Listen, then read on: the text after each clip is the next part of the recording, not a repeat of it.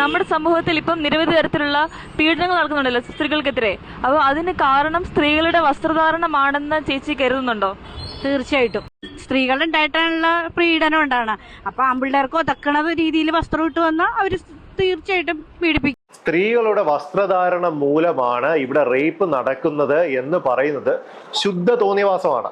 പകുതി മുക്കാലും വെളി കാണിച്ചുകൊണ്ട് നടക്കുമ്പോൾ ആണുങ്ങൾക്ക് അതിനകത്തോട്ട് അട്രാക്ഷൻ വരും. അതുകൊണ്ട് ആണുങ്ങളെ പറഞ്ഞിട്ട് കാര്യമില്ല. പൂർണ്ണ നഗ്നയായ റോഡിൽ കൂടി നടന്നാൽ പോലും അവരുടെ അനുവാദമില്ലാതെ അവരുടെ ശരീരത്തിൽ തൊടാനുള്ള അനുവാദം ആർക്കുമില്ല. പെൺപിള്ളേർ ഒരു 12 വയസ്സ് കഴിഞ്ഞാൽ പെൺപിള്ളേർ അടക്കോ ഒതുക്കമുള്ള ഡ്രസ്സ് ധരിച്ച് നടക്കുവാണെങ്കിൽ ഓട്ടോമാറ്റിക്കായിട്ട് അവരൊന്ന് നോക്കിയിട്ട് അവരവരുടെ പാടിന് പോകും.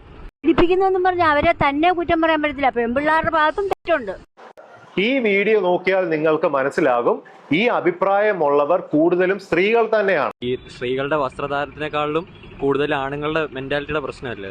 അല്ല, ഞാനിപ്പോ സാരി ഉടുത്തിരിക്കുന്നു, എന്നെ ആകർഷിക്കണമെങ്കിലുണ്ട് കേരളീയ സാരി ഉടുത്തിരിക്കുന്നത്. അതേസമയം ഞാൻ ബെർമുഡായി ഇട്ട് ബനിയനും ഇട്ട് വന്ന ആണുങ്ങൾ പുറകെ. ഇവരൊക്കെയാണ് സത്യത്തിൽ 16-ാം നൂറ്റാണ്ടിൽ നിന്ന് വണ്ടി കിട്ടാത്തവർ.